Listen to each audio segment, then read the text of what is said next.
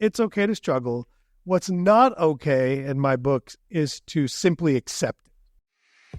We've been misled to believe that dentistry, more specifically the dental business, has to be complicated. Dentistry can be simple, and dentistry should be simple. Do you feel chaotic in your practice and it's just finally getting to you? And, when things were good, it was relatively easy and it wasn't that bad, but it was worth it. Now it's a little tighter. It's a little bit of this, and you're just feeling the pressure. And Meredith, you got an email the other day from one of our peoples. And what did the email say? Yeah. So, he was just reaching out, and I'm just going to read like one sentence of kind of what he said to kind of share how he felt, how things were going. Today, I just felt overworked, and for the first time since the acquisition, didn't really want to be here. Kind of like I've lost control a bit. Yeah, honestly. And this was somebody reaching out for help. So they were asking about some programs and asking about some stuff. Haven't taken anything yet, but I hadn't heard from him for months. And then this is why he reached out. It's interesting. Kind of, it's no different than our patients. People want to do things, but when they don't have a pressing problem, there's never a level of urgency. They need a disruption. And so, like this nice young man, you've been talking to him for 6 months, 9 months. Yeah. Where does he start? What does he want to do? And, we're not pushy people. Maybe you are. I don't think so. I don't want us to be. I always say the good news is we're not going anywhere. So we're here when you're ready. And, at least I hope we're not going anywhere. And so he randomly on his own reached out to you. And read that again for me if you don't mind. Because I really want this to sink in, because if you're driving your car, going on a walk, or, starting to doze off as you listen to us, and speak it very slow for me, Meredith. If this sounds like you, tune into this episode, because I'm going to give you a great way to get started. And then let's talk about how we can kind of help you get better. Yeah. So today I just felt very overworked. And for the first time since the acquisition, didn't really want to be here. Kind of like I've lost control a bit. And so easy to lose control in dentistry. And the reality is... Well, I think it's also so common. And I think he feels like he's completely outsider, right? Well, he's alone. Well, he feels like he's the only one that feels that way. So a couple of, that's a great point there, is a couple of things in dentistry. It's so easy to lose control because we want to hustle, make money, not because we're money hungry, but we want to pay the bills. And we have a team you have to pay. We have to, just so many expenses. Nobody ever tells you how expensive it is to run a dental business. And then it's easy to lose control because you get to where you're just doing the work and you're not seeing what's happening. And then our profession is very like a bubble, because, the dental societies are doing us much favors, and the groups aren't happening, and people aren't doing the meetings, the CE the way they used to. Everybody wants to lie to themselves and do it online. And there's never this interaction. And it's why it's why we have the 3D Dentist Pro app. Yeah. But it's so easy for this to happen. And when it happens, it can seem daunting and overwhelming. And like you're at a loss of how do I even get started? Because it's not like you can say, you know what, I'm going to not work as a dentist for a little bit, get control of the practice, spend 2 weeks doing that, and then we can't afford to do that. Right. And it's just this hamster wheel, and it's like your dog chasing the tail, or whatever the saying is. And I totally get it, because I've been there, and I've been there, unfortunately, multiple times, because sometimes you get things, where you get your ship righted, and you're moving along. If you're just 1 degree off, a few degrees off, after a year or two, you look back, you're like, holy smokes, it's not where I wanted to be. Number one, you're not alone. Okay. And nobody tells you the truth. None of the gurus tell you the truth. Everybody's got some shit to sell you, and everybody wants to beat their chest about how great they are. It's a hard job being a dentist. It's a hard job being a business owner. And it's a hard job being a part therapist along the way to your patients and your people. Yeah. And so it's okay to struggle. Number one, just look, it's okay to struggle. What's not okay in my book is to simply accept it. And if you're a podcast listener, you've already taken the first step, in a sense, of not not just being, this is just the way it is, but you care, okay? So what I would tell you is, let me give you a way to at least overcome the chaos, okay? Because chaos comes from a lack of order, from a lack of a process. It's just literally, it's like being a food court, and you have no earthly idea what your patient's walking in for, and you have no idea what you're getting ready to get hit with, and that leads to the chaos. So to me, when you're overwhelmed, busy, overworked practice, the first thing you gotta do is get control of your schedule.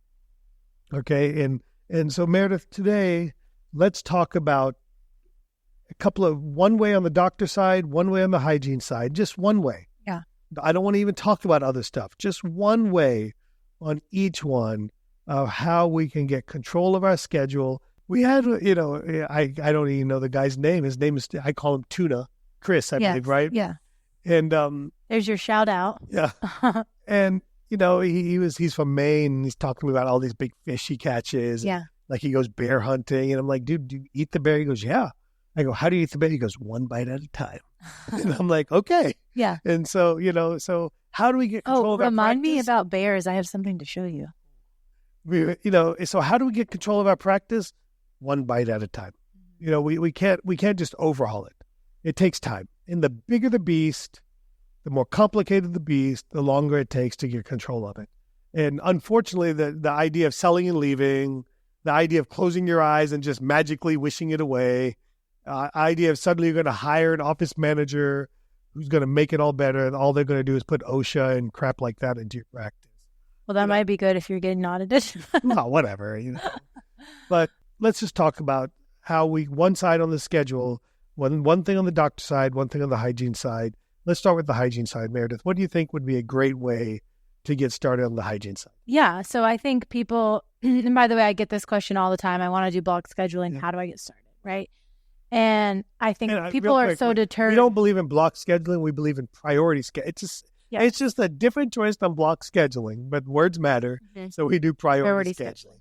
Yes. So a lot of times people are like, well, hygiene, I can't start blocking or start, for 6 to 8 months. Yeah. So let me just get started with the doctor's schedule. Well, if you never get started, you never put those blocks up, it's just never going to happen. And then here you are 18 months later, and you're like, gosh, we could have had this in place for a year by now. But people wait and wait and wait because it seems like it's so far out that you're booking. Well, but people want instant gratification, yes. Right? Yeah. And so when you do block schedule on the hygiene side of the practice, you don't typically see a result right away. Right. So one thing I always recommend when people do start it, so obviously we recommend starting with new patient. So blocks. Let's just focus on new patient blocks. Yeah. So we put 2-hour blocks, and you need to figure out how many you need, right? So we recommend running reports, going on historical data, and then what do you recommend adding each year? Yeah. So like, for example, if you look back to the first 6 months of 2024, and you've been averaging 20 new patients a month, and let's be clear, let's clarify this. When we say new patients on the hygiene side, we're talking about comprehensive exams. Limited exams don't count. Consultations don't count. Yeah. It's just people that are coming through, looking to finding a dental home for their regular cleanings. Which is the number one way we hopefully try to get patients in. The traditional practice. Yes. Absolutely. So I think that's 00150. Is that what the code is for comp exams? Let's just go with that. Okay. Yeah. Okay. So if you were averaging 20 new patients for the first 6 months of the year, what I would tell you is to be bold and block for 30 patients for 2025. Because when you say, well, it's 2024, but like we said, if you don't put the blocks in now for 2025, because at the end of the day, your hygiene schedule looks chaotic for the next 6, maybe 7, maybe even 8 months. Okay, so at this point, it's August 1st today, 2024. So at this point, we're really talking about January, February of 2025 before the blocks can be fully implemented. Now, there may be times along the way where you can start sticking some in, moving some things around, jigsaw people around. But to fully implement it, you got to look out 6, 7, 8 months. Yes. And you got to say, you know what? I've been averaging 20. My honest guess is you've probably turned away, turned down, or turned off at least 5 or 6 patients beyond that. and then we've got to grow. And so the reason Meredith, why would be the reason we start with new patients and not recalls and not scalings or any of those things? Why start with new patients when it comes to hygiene? Because new patients are typically, well, one, they're the lifeblood of our practice. Yep. They're what we want to prioritize. And that's what we want to start blocking for, is what we want to do more of. And then also, if you ask somebody who works at the front desk who does the scheduling, they're probably scheduling out new patients sometimes 6-8 weeks. And that's not good, and that's probably on the shorter side, because if you're an office who's booked out 6 to 8 months, the only way you're getting them is on a cancellation. Yeah, dentists always have a problem with, I want to value my patients that have been there long, and I do too. But the challenge with this is the longer your patients have been there, the less likely it is that they need dentistry. And that doesn't mean we discard them. That's not at all what I'm saying. I'm just saying we've got to prioritize getting new blood into our practice, people that need dentistry, people that are new to the area. And the reality is gone are the days where patients don't move.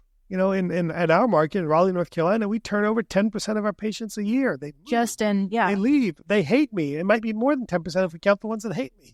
I don't think so. But they don't know this side of you. If they did, no, I'm just kidding. Yeah. But so new patients, and don't get caught up on the 2-hour block part of it, okay? It could be an hour and a half to get started. Yeah, whatever you do. We recommend 2 hours, and that's because we want to give the hygienist time to develop a relationship, to capture the records, to get all of that stuff done. Now, I don't even want to bother you and not bore you. I don't even want to overwhelm you with what we believe should be getting done at a new patient appointment. But what I'm saying is just take what you're already doing, prioritize how many you see, when you see them, okay? Because there are best times to bring new patients in, okay? Honestly speaking, the new patient block should be the most convenient block for patients. The recall block should be the most inconvenient time for patients, okay? And then we can start building from there. Yeah. So that kind of takes care of the hygiene side with new patients. One thing I always like to remind people is, when you do get that cancellation, is we have to train these old patients. The new patients that come in are usually a breeze because they don't know any different. So the way we do things is just the way they think that we've always done things. But there are patients who have been there 10, 15, 20 years. They're 25 years. Well, I've always been able to move my appointment and get another 9 a.m. spot, right? So once people start moving their appointments, I like to remind them we don't have a lot of flexibility. Our next available would be 6 months from now, 6 months from now. Yeah. So I give them one other option maybe, because if I do have a hygiene cancellation, I'm trying to move. Maybe if there's 2 hygiene cancellations, or a way I can, if we have 2 or 3 hygienists, a way I can consolidate so that I can put a new patient block in there, I'm going to do that. And I'm not going to break that. And that's the key thing, is I'm not going to break that for recalls. Yeah. I would tell you that if you want to measure the health of your practice, how many ever active patients you have, you should see at least 10% new patients. So if you have 2,500 active patients, you should be seeing 250 new patients a year. If you have 4,000 active patients, you should be seeing 400 new patients a year, because by and large, we're seeing 10% turnover. And frankly speaking, many of us probably need to see more turnover than that. But I think that's a great place to get started. Yeah. So I would say that hygiene's probably the easiest, because it's, there are only 2 or 3 different appointment types. But I think what helps the doctor the most is getting some sort of priority scheduling on their column as well. So let's talk about that real quick. And that is on the doctor side of things, the first thing I want any doctor to do when I'm working with them or talking to them is I want you to make a 3-hour block. And I want you to prioritize that 3-hour block for any amount. I don't care what type of dentistry it is. Any dentistry that's on a single patient, that should take 3 hours to do. And give us a couple examples of that. It's maybe a couple a general dentistry and a surgery. I would say that could be a big case, Right. That could be a cosmetic case. Like I do 3-hour blocks for any type of, 8+ unit cosmetic case is a 3-hour block. That could be a large implant case for me. That could be a 2 quadrants of general dentistry, like a couple of crowns, a root canal, and a few fillings on a single patient under sedation. That could be a patient that comes in and I do sedation on them and I take care of all their fillings and crowns all at one setting. Yes, but it's not 2 fillings on 3 different patients. Yeah, no. And it's not 1 filling on 1 patient. Yeah. I just luxuriously take 3 hours to do. That'd be a filling and a nap and then another filling. Maybe. So it's a 3-hour block. And what you do with that is you schedule it once a week. I want to challenge you once a week that you make a 3-hour block. And I'm making up the time, but let's say every Tuesday at 8 a.m., from 8 o'clock to 11 o'clock, you have a 3-hour block for a sedation or any type of dentistry that takes 3 hours to do. And you don't open that block until Friday morning the week before.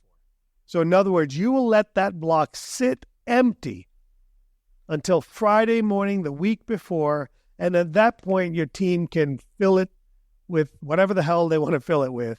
But until that point, that 3-hour block stays reserved for any patient that wants to have dentistry done in a single setting that takes 3 hours. And what I will tell you is, if you give it enough time, if you just have a little bit of patience, you will start diagnosing.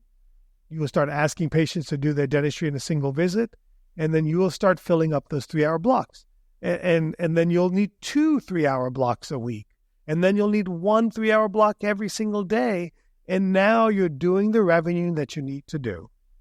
And you're just seeing less patients.